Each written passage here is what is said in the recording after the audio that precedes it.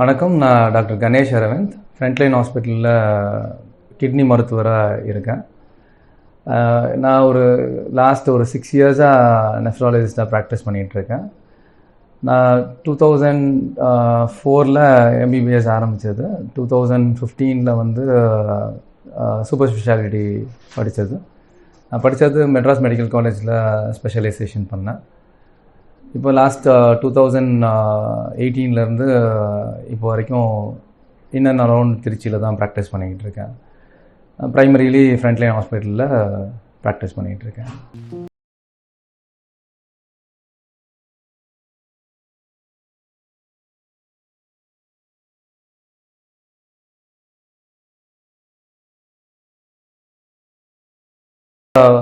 அடிப்படையில் நிறைய வாழ்க்கை முறை மாற்றங்கள்னால தான் இந்த பிரச்சனைகள் வருது.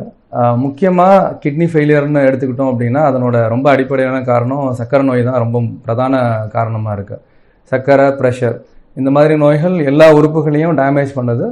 முக்கியமாக கிட்னி மாதிரி ஒரு உறுப்பு, அது கண்டினியூஸாக நம்ம உடம்புல உள்ள அசுத்தங்களை ஃபில்டர் பண்ணக்கூடிய ஒரு உறுப்பு அப்படின்ற ஒரு பட்சத்தில் அது ஈஸியாக இது எல்லாத்தையுமே சென்ஸ் பண்ணிகிட்ருக்கோம். ஈஸியாக அதனோட மெம்பரைன்ஸ், கிட்னியோட ஃபில்டர் மாதிரி ஒரு விஷயத்தை டேமேஜ் பண்ணிக்கிட்டே இருக்கிற மாதிரி இருக்கும்.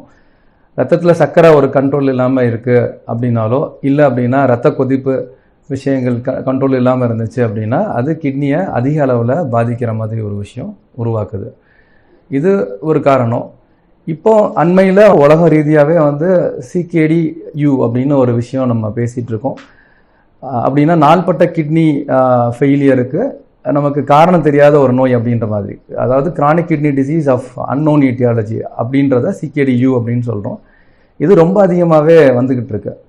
இதுக்கு காரணம் என்ன அப்படின்னா என்விரான்மெண்டல் ஃபேக்டர்ஸ் அப்படின்னு நம்ம ப்ரெசியூம் பண்ணியிருக்கோம்.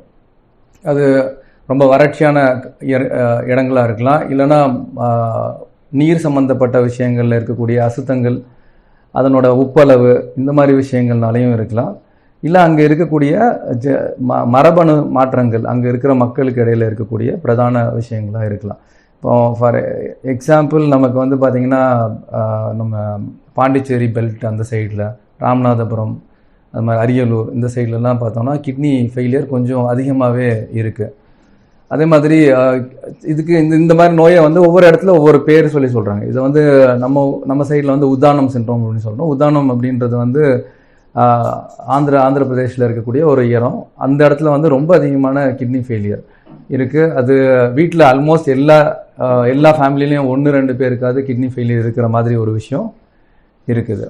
பட் நம்ம இப்போ ரீசெண்டாக நம்ம பார்த்துட்டு இருக்கிற அந்த CKD-Uன்னு நம்ம பேசின ஒரு விஷயம் என்ன அப்படின்னா, ஈவன் டயபெட்டிஸ் இல்லை, ஒரு சின்ன வயசில் உள்ளவங்க, ஒரு 25-30 இயர்ஸில் இருக்கிறவங்க, ஒரு நார்மலான லைஃப் ஸ்டைலில் இருக்கிறவங்க திடீர்னு ஒரு வாமிட்டிங் இல்லை ரொம்ப டயர்டாக இருக்குன்னு பார்க்கும்போது அவங்களோட கிட்னி ஃபெயிலியர், அதாவது உப்பு அளவு நம்ம பார்க்குறோம், கிரியாட்டினின்னு ஒரு விஷயம், அது ரொம்ப அதிகமாக இருக்குது.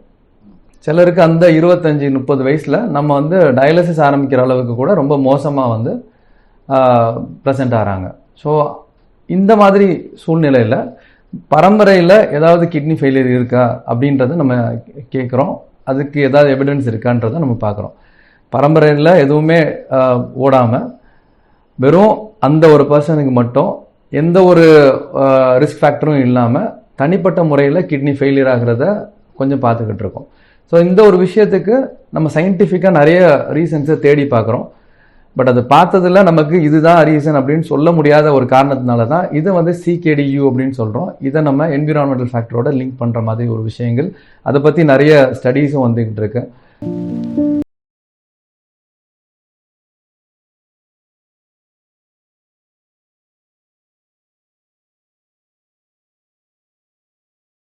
எல்லாமே ஒரு அடிப்படை காரணம் தான். இப்போ நம்மளோட நம்ம உணவு பழக்கங்கள் மாறுறது, நம்மளோட எக்ஸசைஸ் மாதிரி விஷயங்கள் ரொம்ப குறையிறது, இது எல்லாமே என்னென்னா நான் கம்யூனிகபிள் டிசீசஸ் அதிகமாகக்கூடிய ஒரு வாய்ப்பை, ஒரு சூழ்நிலையை உருவாக்கி விடுது.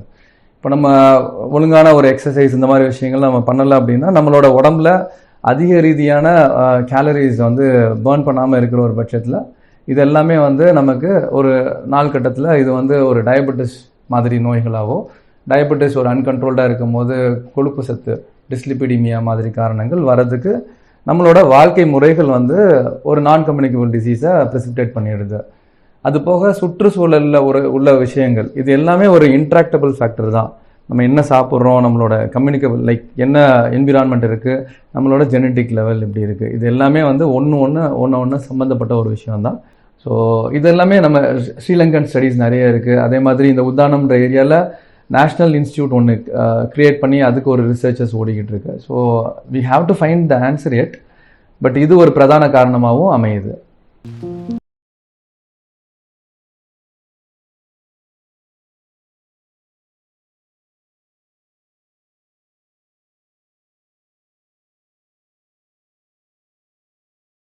எடுத்துக்கிட்டோம் அப்படின்னா எப்படி ஒரு சக்கரை நோய்க்கு சிம்டம்ஸ் பெருசாக இனிஷியல் ஸ்டேஜஸில் இருக்காதோ அதே மாதிரி தான் கிட்னி ஃபெயிலியருக்கும் ஆரம்ப கட்டத்தில் நமக்கு பெருசாக சிம்டம்ஸ் இருக்காது.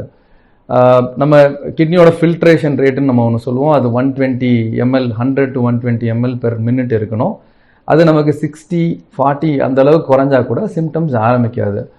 ஸோ எப்போ நம்மளோட நம்பர்ஸ் வந்து 30க்கு கீழே போகுதோ அப்போ மைல்டான சிம்டம்ஸ் வர ஆரம்பிக்கும். ஒரு டயர்ட்னஸ், ஒரு வேக் சிம்டம்ஸ். நம்ம அது ஏஜ் ரிலேட்டடான விஷயம் அப்படின்ற மாதிரி நம்ம அதை வந்து தள்ளிடுவோம். ஸோ அதனால தான் யூஸ்வலாகவே நம்ம ஒரு 30 years 35 years கிராஸ் பண்ணும்போது ஒரு ரெகுலர் செக்அப் மாதிரி நம்ம பண்ணிக்கிறது எப்போவுமே நல்லது.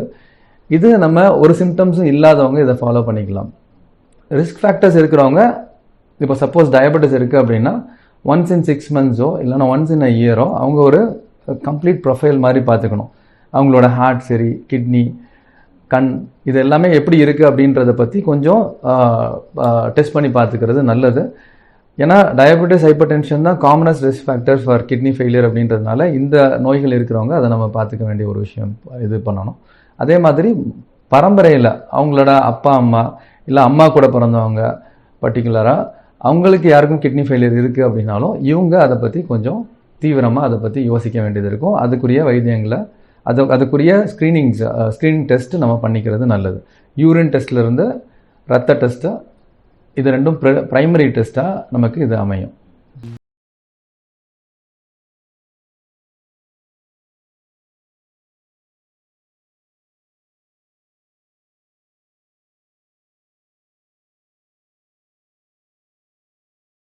ஒரு காமன் பீப்புளாக நம்ம யோசிக்கணும் அப்படின்னா உங்களுக்கு அடிப்படையில் ரிஸ்க் ஃபேக்டர்ஸ் இருக்கா அப்படின்ற ஒரு விஷயம் தான்.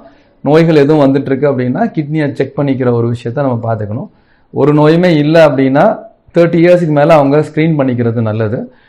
சப்போஸ் அவங்களுக்கு ஒன்றும் பெருசாக எதுவும் தெரியல, ஸோ ஸ்க்ரீனிங் பற்றி பெரிய விஷயம் தெரியல அப்படின்னா சிம்டமேட்டிக்காக சில விஷயங்கள் நம்ம சொல்லணும் அப்படின்னா நான் ஏற்கனவே சொன்னது தான், ஆரம்ப கட்ட கிட்னி ஃபெயிலியருக்கு எந்த சிம்டம்ஸுமே இருக்காது. ஒரு நார்மலான பர்சன் ஒரு சும்மா ஒரு ரேண்டம் டெஸ்ட் பார்க்கும்போது கூட நமக்கு கிட்னி ஃபெயிலியர் நம்ம சென்ஸ் பண்ணுற மாதிரி ஒரு விஷயம் தான் இருக்கும். பட் ரொம்ப ரொம்ப ரொம்ப ப்ரிமிட்டிவ் சிம்டம்ஸ், ரொம்ப ஆரம்ப கட்ட சிம்டம்ஸ் அப்படின்னு சொன்னால் ரொம்ப லேசான ஒரு டயர்ட்னஸ் இருக்கிறது, கொஞ்சம் வேலை பார்த்தோம் அப்படின்னா வந்து கை கால் வலி வர்றது, இல்லைன்னா கிராம்ப்ஸ்ன்னு சொல்லுவோம், கை கால் இழுக்கிற மாதிரி ஒரு விஷயம், தூக்கத்தில் கூட அந்த மாதிரி கிராம்ப்ஸ் வர்றது, இது எல்லாமே ரொம்ப ஒரு மைல்டஸ்ட் ஃபார்ம் ஆஃப் சிம்டம்ஸ்ன்னு நம்ம எடுத்துக்கலாம். அதே மாதிரி ஆரம்பக்கட்ட கிட்னி ஃபெயிலியரில் அதிகமான யூரின் போகக்கூடிய ஒரு தன்மையும் இருக்கும். ஒரு சக்கரை நோய்க்கு எப்படி அதிக யூரின் போகிற ஒரு தன்மை இருக்கோ அதே மாதிரி கிட்னி ஃபெயிலியரில் கிட்னி யூரினை கான்சென்ட்ரேட் பண்ணுற ஒரு கெப்பாசிட்டி இருக்குது, அதுதான் முதல்ல அஃபெக்ட் ஆகும்.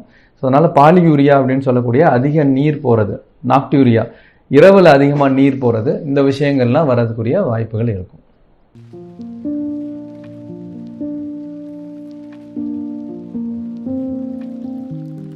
இப்போ ஹார்ட்டில் ஒரு ப்ராப்ளம் வருது அப்படின்னா, ஒரு ஹார்ட் அட்டாக் மாதிரி ஒரு விஷயம் வருதுன்னா அதனுடைய மார்ட்டாலிட்டி ரேட் ரொம்ப அதிகமாக இருக்கும். அதாவது உடனடியான ஒரு ரிஃப்ளெக்ஷன் இருக்கும்.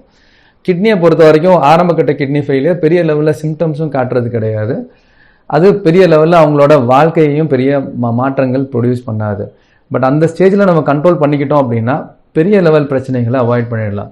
இது ஒரு ஸ்லோ கில்லர் மாதிரி. இப்போ நம்ம ஒரு ஃபார் எக்ஸாம்பிள் நம்ம சொல்கிறோம் அப்படின்னா, ஒரு பாய்சன் சாப்பிட்றீங்க, இப்போ இறந்துடுவோம் அப்படின்னு சொன்னால் அந்த பாய்சன் நம்ம எடுக்க மாட்டோம். இதுவே வந்து நீங்கள் ஒரு ஃபாஸ்ட் ஃபுட் எடுக்கிறீங்க, ஒரு ஜங்க் ஃபுட் எடுக்கிறீங்க அப்படின்னா இதனாலையும் நீங்கள் ஒரு 20 வருஷம் கழித்து உங்களோட இறப்பு விகிதம் அதிகமாகும் அப்படின்னு நம்ம சொன்னோம்னா 20 வருஷம் கழித்து வர்றதுனால நம்ம அதை பெருசாக எடுத்துக்கிறது கிடையாது. அது இன்னும் நம்மளோட வாழ்க்கை முறையில் ஒட்டியே இருக்கிற மாதிரி ஒரு விஷயம் தான் இருக்குது. ரெண்டு விஷயமே இறப்பு விகிதத்தை அதிகப்படுத்தலாம். பட் அதனோட ஃபாஸ்ட்னஸ் சில டைம் வந்து சில விஷயங்களை ஒரு சென்சிட்டைஸ் பண்ணுற ஒரு விஷயம் நடக்கும். கிட்னி ஃபெயிலியர் ஆரம்ப கட்டத்தில் கண்டுபிடிக்கிறது ரொம்ப முக்கியம். எதுக்காக அப்படின்னா, ஒரு ஸ்டேஜுக்கு மேலே நீங்கள் எதுவுமே பண்ண முடியாது. அந்த ஒரு பர்டிகுலர் ஸ்டேஜுக்கு மேலே போயிட்டீங்க அப்படின்னா, அதாவது ஸ்டேஜ் 5 CKDக்கு போயிட்டாங்க அப்படின்னா, அதில் டயாலிசிஸ், டிரான்ஸ்பிளான்டேஷன் 2 மட்டும்தான் ஆப்ஷன்ஸாக இருக்கும். டயாலிசிஸ் அவங்களோட வாழ்வாதாரத்தையும் அவங்களோட வாழ்க்கை முறையை ரொம்பவே பாதிக்கும். அதே மாதிரி டிரான்ஸ்பிளான்டேஷன் அப்படின்னு சொல்கிறோம் அப்படின்னா, டிரான்ஸ்பிளான்டேஷன் தான் டெஃபினட்டிவ் தெரப்பி ஃபார் அந்த ஸ்டேஜ் 5 CKD அப்படின்னு நம்ம சொன்னால் கூட, டயாலிசிஸ் பண்ணுற பேஷண்ட்டுக்கு டிரான்ஸ்பிளான்டேஷன்லேயும் நிறைய இஷ்யூஸ் இருக்குது, நிறைய காம்ப்ளிகேஷன்ஸ்லாம் இருக்குது. நம்ம இன்ஃபெக்ஷன் வர்றதுலேருந்து அவங்களோட இன்னும் வாழ்க்கையை ரொம்ப ஸ்ட்ரிக்டாக வச்சுக்கிற ஒரு விஷயங்கள் எல்லாமே ஃபாலோ பண்ணிக்கிற ஒரு விஷயமும் இருக்குது. பட் இந்த ஸ்டேஜஸ்குள்ளே போகிறத காட்டிலும் அவங்க ஒரு சின்ன ஸ்டேஜ் ஆஃப் கிட்னி ஃபெயிலியரில் இருந்துக்கிறது எப்போவுமே பெட்டரான ஒரு விஷயம்.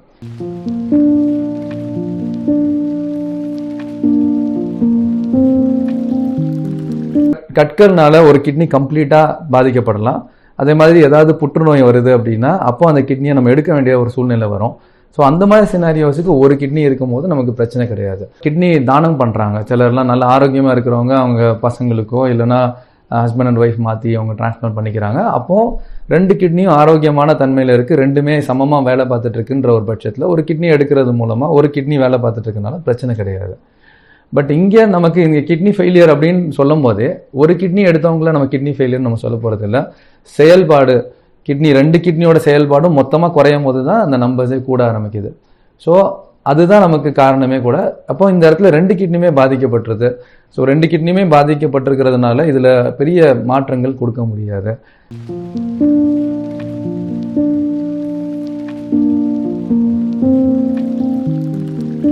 இது ஆக்சுவலாக நமக்கு கிட்னியை பொறுத்த வரைக்கும் காமனாக நம்ம பார்க்குறது கட்கள், இன்ஃபெக்ஷன். இது 2ம் ரொம்ப காமனாக நம்ம பார்த்துக்கிட்டு இருக்கோம்.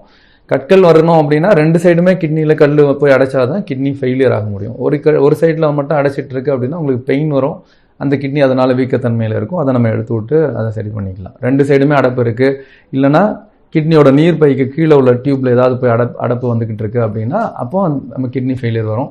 அந்த மாதிரி கட்டத்தில் அது வேறு மாதிரி வைத்தியங்கள் நம்ம பண்ணுவோம். இப்போ கட்கள், இன்ஃபெக்ஷன் இதை தாண்டி கிட்னியில் அடிப்படையில் ஃபில்டர்ஸ் டைரெக்டாக ஃபெயிலியர் ஆகிற மாதிரி ஒரு விஷயம் இருக்குது. அது கிளாமுருலர் நெஃப்ரைட்டிஸ்ன்னு நம்ம சொல்லுவோம். கிட்னின்னு எடுத்துக்கிட்டோன்னா அடிப்படையில் நெஃப்ரான்னு ஒரு ஸ்ட்ரக்சர் இருக்குது, அதுக்கு சில போர்ஷன்ஸ் இருக்குது. ஒவ்வொரு போர்ஷனும் தனிப்பட்ட விகிதமாக அஃபெக்ட் ஆகலாம். ஸோ அது ஒரு காரணமாக நம்ம காமனாக நம்ம பார்க்குறோம். ஈவன் சக்கரை நோயிலையுமே அந்த ஃபில்டர் கிளாமுருலஸ் தான் நமக்கு காமனாக அஃபெக்ட் ஆகுது. இது போக டியூப்யூல்ஸ் அஃபெக்ட் ஆகலாம். சில மருந்துகளை நம்ம தேவையில்லை ஓவர் த கவுண்டர் மெடிக்கேஷன் நம்ம சொல்கிறோம்.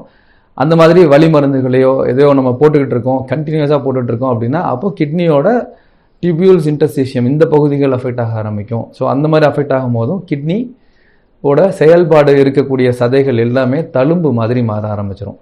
ஸோ ஒன்ஸ் அது தழும்பு மாதிரி மாறிடுச்சு அப்படின்னா அதுதான் அந்த இடத்துல இருந்து நம்மளால் இதை சரி பண்ண முடியாது.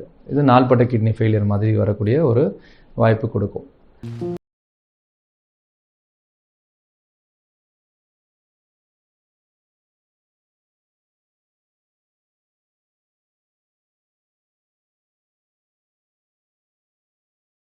என்ன ஸ்டேஜில் இருக்குது அப்படின்றது ரொம்ப முக்கியம். யூஸ்வலாக டயாலிசிஸுக்குன்னு சில இண்டிகேஷன்ஸ் இருக்குது. அப்படி இருந்தால் தான் நம்ம ஆரம்பிக்கிற ஒரு ஸ்டேஜுக்குள்ளே போவாங்க. அது வரைக்கும் நம்ம ட்ரக்ஸ் வழியாக அதை ரிட்டார்ட் நோய் தன்மையை வேகத்தை ரெடியூஸ் பண்ணுற ஒரு விஷயம் தான் இதில் நடந்துகிட்ருக்கோம்.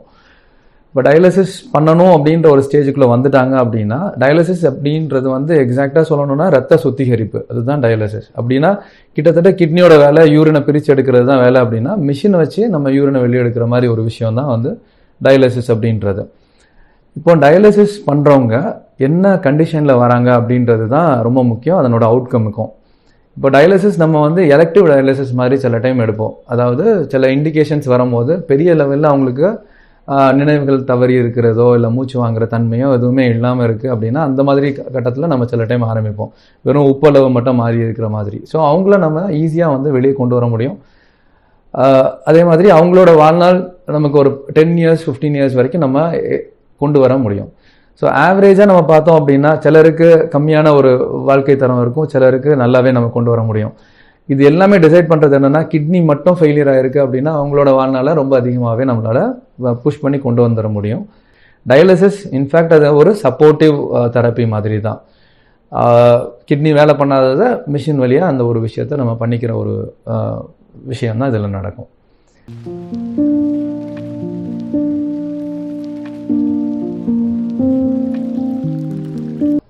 அதாவது கிட்னி ஃபெயிலியரில் நம்ம எப்படி டயாலிசிஸ் இண்டிகேஷன் நம்ம சொல்கிறோமோ இதே மாதிரி இண்டிகேஷன்ஸ் தான் டிரான்ஸ்பிளான்ட் பண்ணுறதுக்கும். ஸோ டிரான்ஸ்பிளான்டேஷனுக்கு முந்தின ஸ்டேஜ் டயாலிசிஸ் அப்படின்னு நம்ம சொல்கிறதுக்கு ஒன்றும் கிடையாது. எல்லாமே வந்து ரீனல் ரீப்ளேஸ்மெண்ட் தெரப்பின்னு நம்ம ஒரு தெரப்பியாக தான் நம்ம வச்சுருக்கோம். எப்படி நம்ம வந்து மிஷினை யூஸ் பண்ணி பண்ணுறோமோ இதில் இன்னொரு ஆர்கனை ஃபிக்ஸ் பண்ணி அதே விஷயத்தை நம்ம வந்து ஆர்கன் மூலமாக நம்ம அதை க்ரியேட் பண்ணிக்கிறோம். ஸோ ரெண்டுமே ஒரே கேட்டகரி ஆஃப் பேஷண்ட்ஸுக்கு தான் நம்ம கொடுக்க போகிறோம். ஸோ டிரான்ஸ்பிளான்டேஷன் அண்ட் ஹீமோடயாலிசிஸ் ரெண்டுமே வந்து நாள்பட்ட கிட்னி ஃபெயிலியர் பேஷண்ட்டுக்கு பண்ணக்கூடிய ஒரு விஷயம் தான். அதுக்குன்னு ஒரு ஸ்டேஜுக்குள்ளே வரும்போது ஸ்டேஜ் 5ல் ஒரு லாஸ்ட் ஸ்டேஜ் ஒரு லேட்டர் போர்ஷன் ஆஃப் ஸ்டேஜ் 5க்கு வரும்போது ஆரம்பிக்கக்கூடிய ஒரு ட்ரீட்மெண்ட் தான். ஸோ டிரான்ஸ்பிளான்டேஷன் பண்ணுறதுக்கு முன்னாடி பேஷண்ட் அது ஒரு மேஜர் சர்ஜரி அப்படின்ற ஒரு பட்சத்தில் நம்ம அதை பேஷண்ட் ஆப்டிமைஸ் பண்ணுறதுக்காக பண்ணுறது டயாலிசிஸ். அதுக்கப்புறம் நம்ம டிரான்ஸ்பிளான்ட் பண்ண ஆரம்பிச்சிடுவோம்.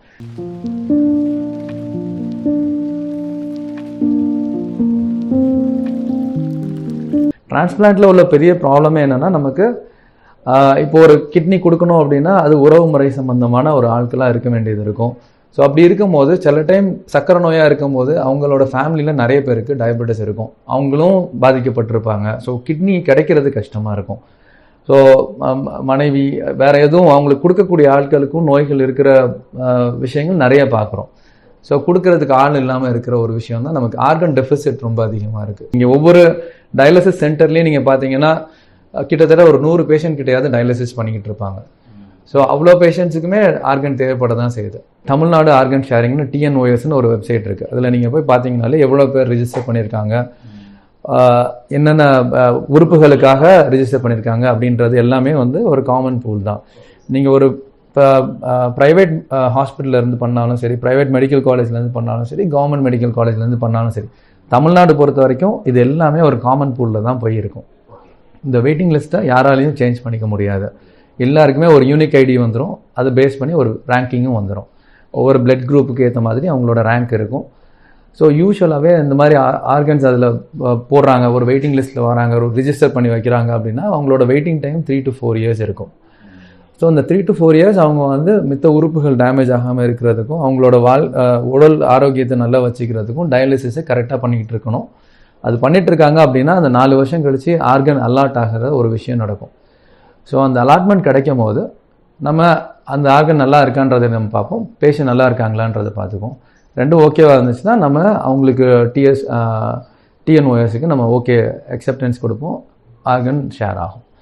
ஸோ இதுதான் இப்படி தான் நடக்கும். நம்பர் ஆஃப் ஆர்கன்ஸ் நிறைய கிடைச்சிச்சு அப்படின்னா, மூளை சாவு அந்த ஆர்கன் டொனேஷன் பண்ணணும் அப்படின்ற ஒரு அவேர்னஸ் இன்னும் அதிகமாச்சு அப்படின்னாலும், அந்த கன்விக்ஷன் அதிகமாக இருந்துச்சு அப்படின்னா டெஃபினட்டாக ஒரு பர்டிகுலர் ஸ்டேஜில் நமக்கு அந்த மூளை சாவு டிசீஸ் டோனர் ரீனல் டிரான்ஸ்பிளான்டேஷன் நம்ம சொல்கிற அந்த மூளை சாவு அடைஞ்சவங்ககிட்ட வந்து வரக்கூடிய கிட்னி டிரான்ஸ்பிளான்டேஷன் உயிரோட இருந்து அவங்ககிட்ட இருந்து வரக்கூடிய கிட்னியோட அதிகமாக இருக்கிற மாதிரி இருக்கும். இப்போ இருக்கிற சூழ்நிலையில் நமக்கு வந்து உயிரோட இருக்கிறவங்க கொடுக்குற கிட்னி தான் அதிகமாக இருக்குது. மூளை சாவு அடைஞ்சவங்ககிட்ட இருந்து வரக்கூடிய கிட்னி அளவு கம்மியாக இருக்குது. இது ரிவர்ஸ் ஆகணும். ரிவர்ஸ் ஆச்சு அப்படின்னா நமக்கு இன்னும் கொஞ்சம் பெட்டராக இருக்கும்.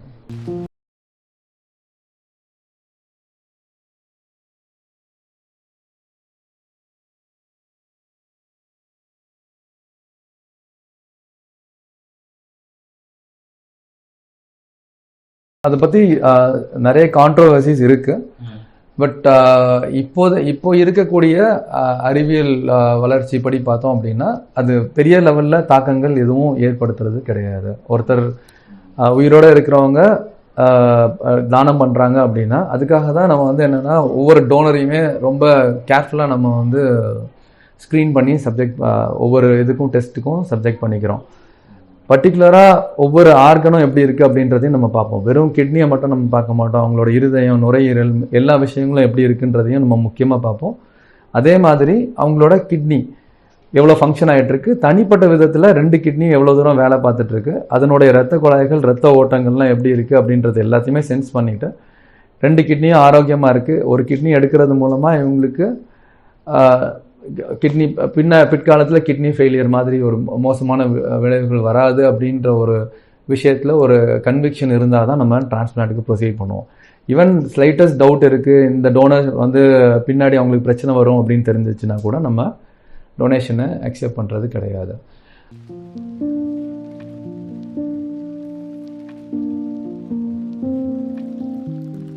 இப்போ ஒருத்தர் பழகிய நண்பர் உங்களுக்கு கஷ்டம் இருக்குது, அவர் அந்த உங்கள் கஷ்டத்தை பார்த்து அவருக்கு சங்கடமாக இருக்குது, ஏன் நம்ம கிட்னி கொடுக்கக்கூடாது அப்படின்னு அவங்க முன் வராங்க அப்படின்னா அதுக்குன்னு தனியாக ப்ரொசீஜர்ஸ் ஃபார்மட்ஸ் எல்லாமே இருக்குது.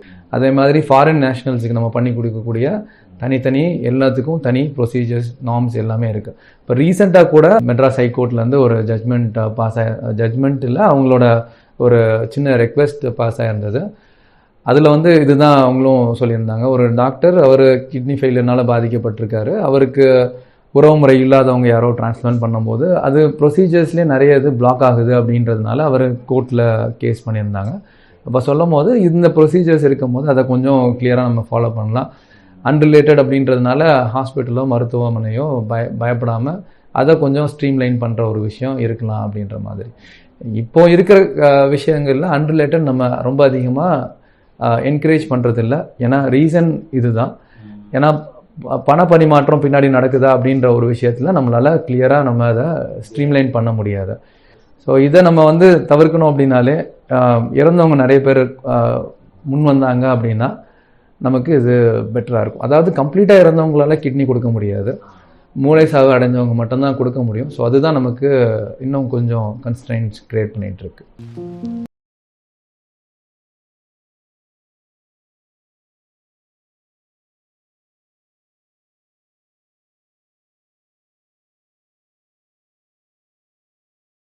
பொறுத்த வரைக்கும் என்னென்னா லேப்ராஸ்கோபிக் முறையில் நம்ம வந்து கிட்னி எடுக்கிற ஒரு விஷயம் நம்ம பண்ணுறோம். ஸோ லேப்ராஸ்கோப்பி அப்படின்ற போது துளைகள் வழியாக கிட்னியை உள்ளே போய் எடுத்து ஒரு கீழே அடிவயிறில் ஒரு இன்சிஷன் போட்டு, அதாவது சிசேரியன் செக்ஷனுக்கு பண்ணுற மாதிரி ஒரு இன்சிஷன் போட்டு அது வழியாக கிட்னியை வெளியே எடுக்கிற மாதிரி ஒரு அறுவை சிகிச்சை நம்ம பண்ணுறோம். ஸோ இது பண்ணுறது மூலமாக என்ன அப்படின்னா அவங்களோட, அதாவது கிட்னி தானம் பண்ணுறவங்களோட வலி ரீதியான ஒரு விஷயம் ரொம்ப குறைவாக இருக்கும். அதே மாதிரி அவங்க ஹாஸ்பிட்டலில் தங்கக்கூடிய நாட்கள் ரொம்பவே குறைவாக இருக்கும். So laparoscopic retrieval of organ அப்படின்றது நம்ம ஹாஸ்பிட்டலில் நம்ம பண்ணிகிட்ருக்கோம். அதே மாதிரி சைமல்டேனியஸாக ரெண்டு சைடுமே நம்ம பண்ணிகிட்டு இருக்கிறதுனால நமக்கு இன்ஃபெக்ஷன்ஸ் வராமல் இருக்கிறதுக்குரிய மெல்யூ லேமினார் ஃப்ளோ அந்த மாதிரி ஒரு ஆப்ரேஷன் தியேட்டரில் இருக்கக்கூடிய ஏர் ஃப்ளோ சிஸ்டமையும் நம்ம வந்து ரெகுலேட் பண்ணுற மாதிரி ஒரு விஷயத்தையும் நம்ம பண்ணியிருக்கோம். ஸோ ஆர்கன் இன்ஃபெக்ஷன்ஸ் வரக்கூடிய சான்சஸை ரொம்பவே குறைக்கிற ஒரு விஷயமும் பண்ணிக்கிட்டு இருக்கோம். அதே மாதிரி நம்ம ஹாஸ்பிட்டல் பொறுத்த வரைக்கும் என்ன அப்படின்னா எக்ஸ்பீரியன்ஸ் சர்ஜன்ஸ் லைக் மோர் தென் 1000 ரிட்ரீவல் பண்ண ஒரு சர்ஜன் தான் ஆர்கன் எடுக்கிறாங்க.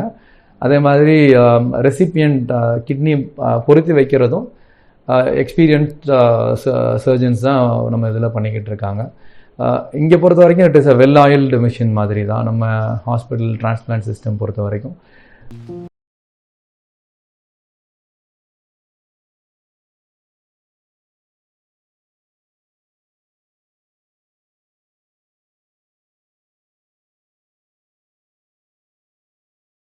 ஆக்சுவலாக சில ரெஸ்ட்ரிக்ஷன்ஸ் உண்டு. அவங்கள பொறுத்த வரைக்கும் அவங்க உறுப்பு மாற்றி இருந்தால் கூட அவங்களோட உறுப்பு இன்னொருத்தரோட உறுப்பு தான்.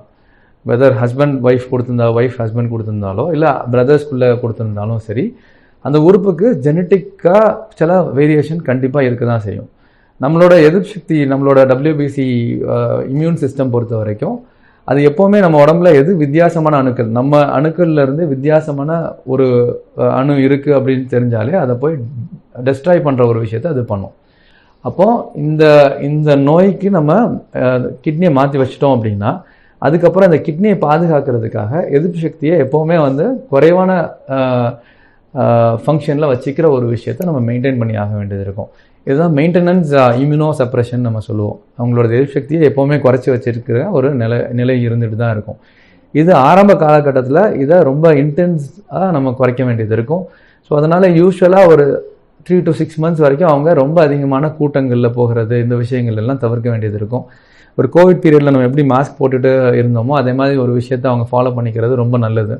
ஏன்னா மித்த பேஷண்ட்டை கம்பேர் பண்ணும்போது இவங்களுக்கு எதிர்ப்பு சக்தி கம்மியாக இருக்கிறதுனால கிருமி தொற்று வரக்கூடிய வாய்ப்புகள் ரொம்ப அதிகமாக இருக்கும். ஸோ அவங்க வந்து சுத்தமாக இருக்கிறது, மருந்துகளை கரெக்டாக ஃபாலோ பண்ணிக்கிறது, இந்த விஷயங்களை முக்கியமாக கவனமாக இருக்க வேண்டியது இருக்கும். பழைய நோய்கள் இப்போ சர்க்கரை நோயினால் வந்திருக்கு அப்படின்னா சர்க்கரை சம்மந்தமான ஒரு கண்ட்ரோல்லையும் அவங்க கண்டிப்பாக இருக்கணும். இன்னும் திருப்பியும் சர்க்கரை நோய் வந்துச்சுன்னா அது எப்படி முதல் கிட்னி பாதிக்கப்படுதோ அதே மாதிரி இந்த புது கிட்னியும் அதே மாதிரி பாதிப்புகளுக்கு உள்ளாகலாம்.